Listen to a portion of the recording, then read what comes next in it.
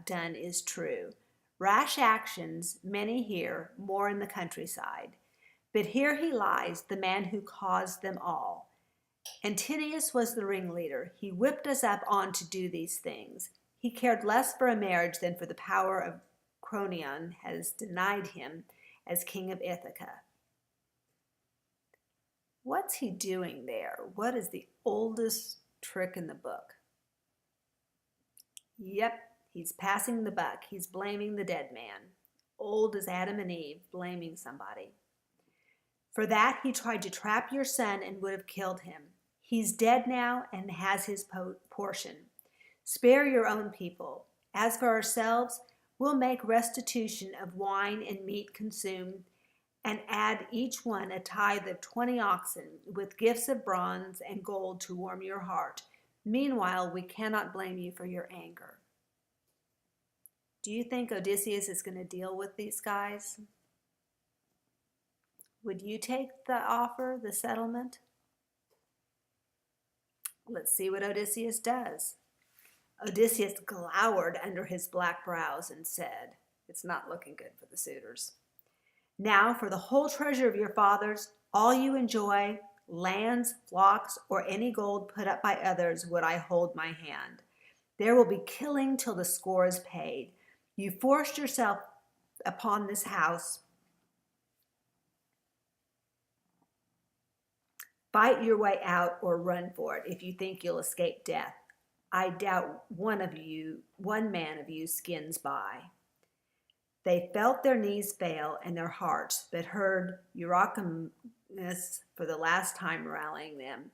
"Friends," he said, "the man is implacable. Now that he's got his hands on bow and quiver, he'll shoot from the big doorstone there until he kills every last one of us. Fight, I say. Let's remember the joy of it. Swords out. Hold up your tables to deflect his arrows.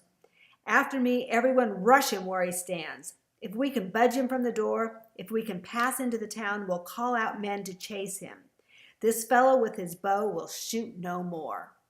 He drew his own sword as he spoke, a broadsword of fine bronze, honed like a razor on either edge. Then crying hoarse and loud, he hurled himself at Odysseus. But the kingly man let fly an arrow at that instant, and the quivering feather butt sprang to the nipple of his breast as the barb struck his liver. The bright broadsword clanged down, clunk. He lurched and fell aside, pitching across his table. His cup, his bread, and meat were spilt and scattered far and wide, and his head slammed on the ground. Revulsion, anguish in his heart, with both feet kicking out, he downed his chair while the shrouding wave of mist closed his eyes.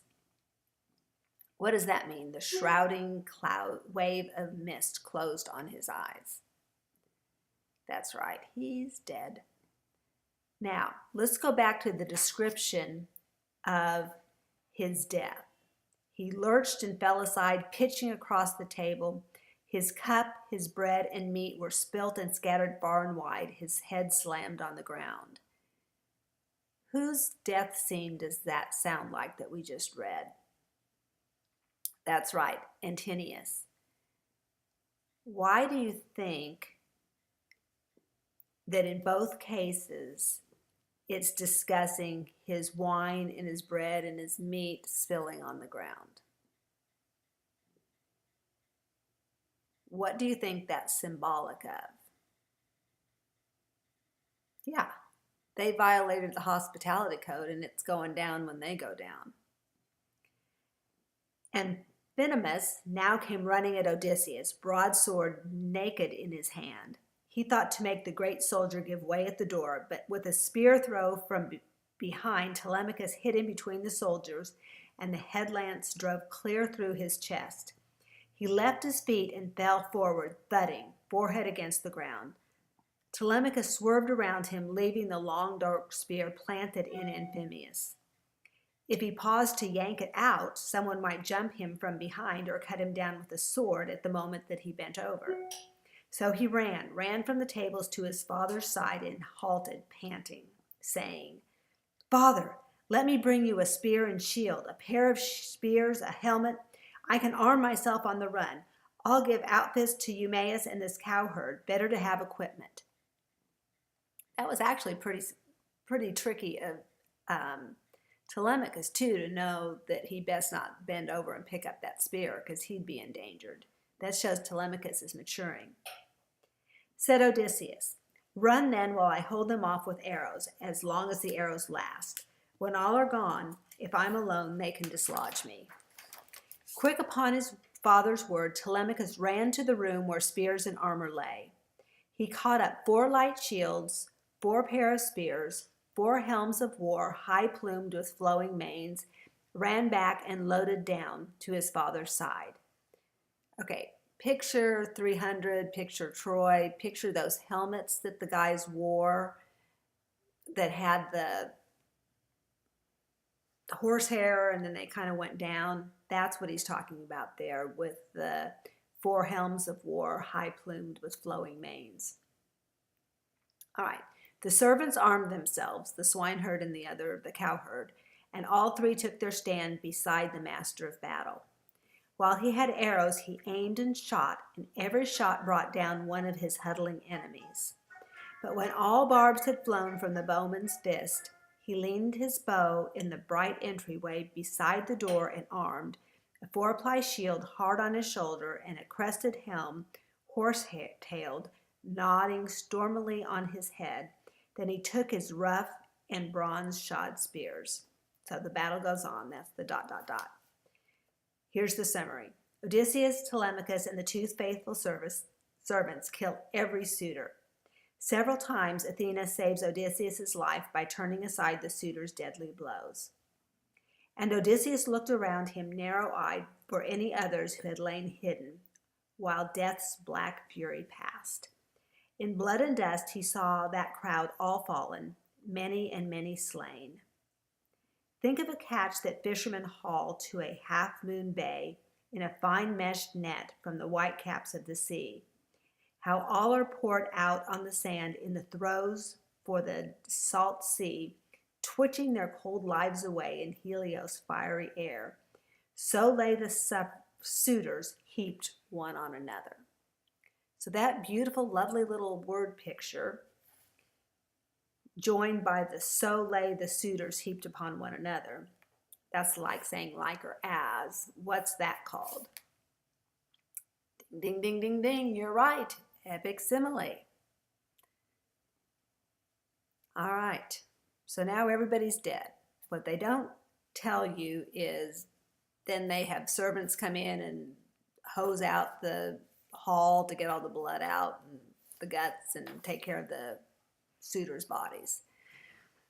So now the coast is clear. Now comes the love story of Penelope and Odysseus. So, last section, Penelope tests Odysseus. After 20 years, 20 long years, ladies, of waiting for Odysseus, Penelope hesitates to acknowledge the stranger as her husband. She tests him with a secret only Odysseus could know for sure. She had been lied to, cheated, coerced for 20 years. She was pretty sure it was Odysseus, but ladies age a little better than men do. She probably looked pretty much the same, but he might have been another 25 pounds heavier than when she saw him last, because he might have been a 25-year-old kid then, and now he's mid-40s. So here's her test, because remember, she's a resourceful person herself. She's had to hold her own for 20 years. Great-hearted Odysseus, home at last, was now being bathed by Eurome, and rubbed with golden oil and clothed again in a fresh tunic and cloak. Why do you think he needed fresh clothes? The other ones were covered in blood. Athena lent him beauty, head to foot. She made him taller and massive, too, with crisping hair and curls like petals of wild hyacinth, but all red golden. Think of gold infused on silver by a craftsman whose fine heart Hephaestus, who's Hephaestus? Taught him, or Athena, one whose work moves to delight. Just so she lavished beauty over Odysseus, head and shoulders. He sat then in the same chair by the pillar, facing his silent wife, and said, "Strange woman, the Immortals of Olympus made you hard, harder than any. Who else in the world would keep aloof as you do from her husband if he returned to her from years of trouble cast on his own land in the 20th year? In other words, what is wrong with you? Nurse, make up a bed for me to sleep on. Her heart is iron in her breast. Penelope spoke to Odysseus now. She said, Strange man, if you are, this is no pride on my part, nor scorn for you. Not even wonder, merely I know so well how he appeared boarding the ship for Troy. But all the same, make up his bed for him, Eurysthelia. Place it outside the bedchamber my lord built with his own hands. Pile the big bed with fleeces, rugs, and sheets of purest linen. With this, she tried him to the breaking point, and he turned on her in a flashing rage. Woman, by heaven, you've strung me now. Who dared to move my bed? No builder had the skill for that unless a god came down to turn the trick. No mortal in his best days could budge it with a crowbar. There is our pact and pledge, our secret sign, built into that bed, my handiwork and no one else's. Old trunk of olive grew like a pillar on the building plot, and I laid it out our bedroom around that tree, lined up the stone walls, built the walls and roof, gave it a doorway and smooth-fitting doors. Then I lopped off the silvery leaves and branches, hewed and shaped that stump from the roots up into a bedpost. Drilled it and let it serve as a model for the rest. I planned them all, inlaid them all with silver, gold, and ivory, and stretched a bed between, a pliant web of ox-hide thongs dyed crimson. There's our sign. I know no more. Could someone else's hand have sawn that trunk and dragged the frame away? Their secret. As she heard it, her knees grew tremulous and weak. Her heart failed her. With eyes brimming tears, she ran to him, throwing her arms around her neck, and kissed him, murmuring, Do not rage at me, Odysseus. No one has ever matched your caution. Think what difficulty the gods gave. They denied us life together in our prime and flowering years, kept us from crossing into age together. Forgive me. Don't be angry. I could not welcome you with love on sight. I armed myself long ago against the frauds of men, impostors who might come, and all those many whose underhanded ways bring evil on. But here and now, what sign could be so clear as this of our own bed? No other man has ever laid eyes on it, only my own slave, Actorus. She kept our door. You make my heart stiff now that I am yours. Now from his breast into his eyes the ache of longing mounted, and he wept at last, his dear wife, clear and faithful, in his arms, longed for as the sun-warmed earth is longed for by a swimmer. And that, my friends, is known as a what epic convention? Yes. Longed for by a swimmer spent in the rough water where his ship went down under Poseidon's blows, gales of wind and tons of sea. Few men can keep alive through a big surf to crawl, clotted with brine, on kindly beaches in joy knowing the abyss behind. And so she too rejoiced, her gaze upon her husband, her white arms around him pressed as though forever. And hopefully nothing would ever separate them again. All right, that's the end of their love story. There's one more section, the little P.S. at the end. The following morning, Odysseus and Telemachus set out for the country estate of Laertes, Odysseus' father. Their happy reunion is interrupted by the arrival of angry relatives of the slain suitors, armed for battle. They want revenge for the bloodbath of the day before. Athena appeared and commands them to make peace. So ends the Odyssey, with Odysseus restored to his family and to his kingdom. Question. Got to have one last question.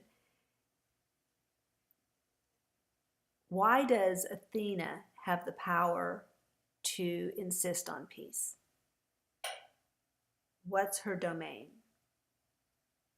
You got it. She's the goddess of wisdom and war, and if she says no, we're done. And now we're done with the Odyssey. I hope you enjoyed our little cherry picking venture.